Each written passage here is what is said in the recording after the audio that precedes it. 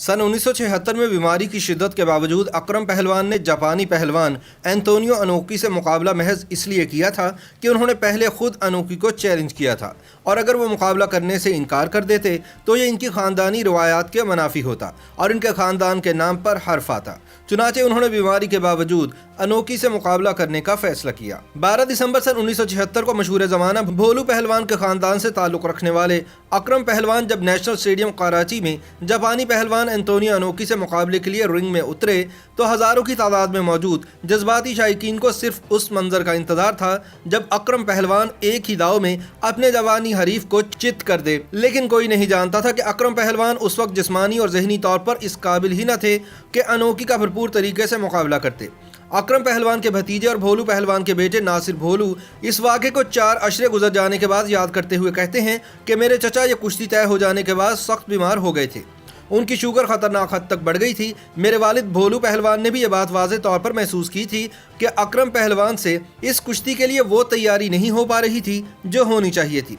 वो पूरी तवानाई से वर्जिश नहीं कर पा रहे थे। जब पूछा गया कि अगर अकरम पहलवान की ऐसी बुरी हालत हो गई थी तो उन्हें कुश्ती से रोका क्यों नहीं गया और मुकाबला मनसूख क्यों नहीं किया गया, तो नासिर भोलू ने बताया कि दरअसल अनोकी और बॉक्सर मोहम्मद अली के दरमियान होने वाले मुकाबले के बाद मेरे चचा ने ही अनोकी को लड़ने का चैलेंज दिया था। अब अगर वह मुकाबला करने से मना कर देते तो ये हमारी ख़ानदानी रवायात के मुनाफी बात होती। वो अपने चैलेंज से पीछे हटने के लिए तैयार नहीं थे, इसीलिए मुकम्मल सेहतमंद ना होने के बावजूद उन्होंने रिंग में उतरने का फैसला किया। नासिर भोलू इस बात को बहरहाल फ़खरिया तौर पर बयान करते हैं कि उनके चचा ने इस हालत में भी अनोकी का डटकर मुकाबला किया और मुकाबले को तीसरे राउंड तक ले जाने में कामयाब रहे थे। आम ख्याल ये जाहिर किया जाता है कि इस कुश्ती में दोनों पहलवानों का कोई मुकाबला नहीं था, क्योंकि उस वक्त अनोकी की उम्र 33 साल थी जबकि अकरम पहलवान 43 साल के हो चुके थे। रुस्तम जमां गामा पहलवान पर सन 1962 में शाया होने वाली किताब में फ़हीमुद्दीन फ़हमी अकरम पहलवान की तारीख पैदाइश सन 1933 बताते हैं। लेकिन नासिर भोलू का कहना है कि अनोकी से लड़ते वक्त अकरम पहलवान तकरीबन 50 साल के हो चुके थे। अकरम पहलवान और अनोकी के दरमियान होने वाली ये कुश्ती 6 राउंड्स पर मुश्तमिल थी। दोनों पहलवानों ने मोहतात अंदाज में इब्तदा की और एक दूसरे पर दाव आजमाना शुरू किए। 2 राउंड्स में दोनों की तरफ से कोई खतरनाक दाव नजर नहीं आया। तीसरे राउंड का आगाज हुआ, लेकिन दूसरे ही मिनट में मुकाबला उस वक्त रोक दिया गया जब अनोकी के आर्म लॉक ने अकरम पहलवान को बच निकलने का मौका नहीं दिया।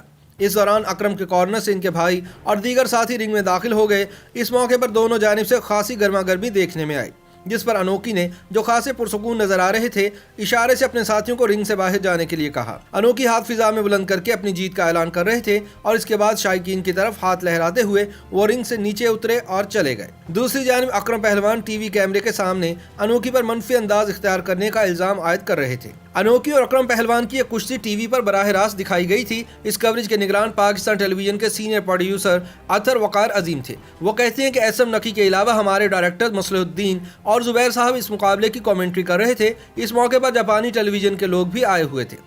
उन्हें हमने लाइव कवरेज फराहम की थी। ये कवरेज 6 कैमरों से की गई थी और कोशिश की गई कि कोई भी लम्हा नजर से ना रह जाए, लेकिन यह मामला ज्यादा देर जारी न रह सका। अकरम पहलवान के चचा रुस्तम जमां गामा पहलवान थे, जबकि इनके वालिद इमाम बख्श पहलवान रुस्तम हिंद थे।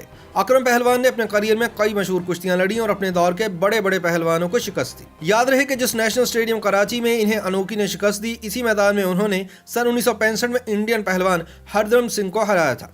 अकरम पहलवान ने सन 1953 में अफ्रीका के दौरे में कई यादगार मुकाबले जीते थे। कीनिया में उन्होंने वहां के चैंपियन महिंदर सिंह को भी शिकस्त दी थी। इसी दौरे में अकरम पहलवान ने युगांडा के सबसे ताकतवर पहलवान ईदी अमीन को भी शिकस्त से दोचार किया था, जो बाद में युगांडा के सदर बने थे। अकरम पहलवान अपने करियर में सिर्फ 4 पहलवानों से हारे, जिनमें लाहौर के काला पहलवान, ऑस्ट्रेलिया के बिग बिल वर्ना, डेनमार्क के एंटरगेजिंग और जापान के अनोकी शामिल है। ताहम अनोकी से होने वाली कुश्ती इनके करियर का आखिरी मुकाबला साबित हुई। कहा जाता है कि अकरम पहलवान ने अपने आखिरी अय्याम बहुत तकलीफ में गुजारे। इलाज के लिए इन्हें इंग्लैंड और इंडिया के अस्पतालों में भी दाखिल होना पड़ा, लेकिन शुगर का मर्ज इतना बढ़ गया था कि इनकी टांग भी काट दी गई। इनकी वफात 12 अप्रैल सन 1987 को लाहौर में हुई।